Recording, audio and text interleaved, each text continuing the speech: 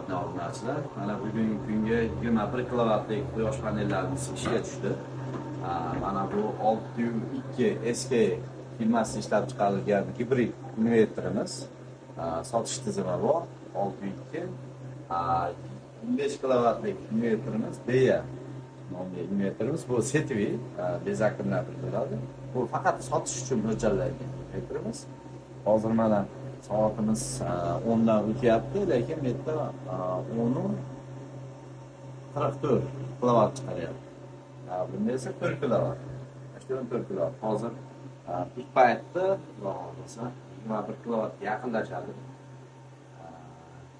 Shunga bunday xizmatlar kerak bo'lsa, bemalol murojaat qilaveringlar. Mana bunday UZI avtomatlar, rodamayentlar, DC avtomatlardan foydalanganmiz. Kabellarimiz quyosh paneliga mo'ljallangan.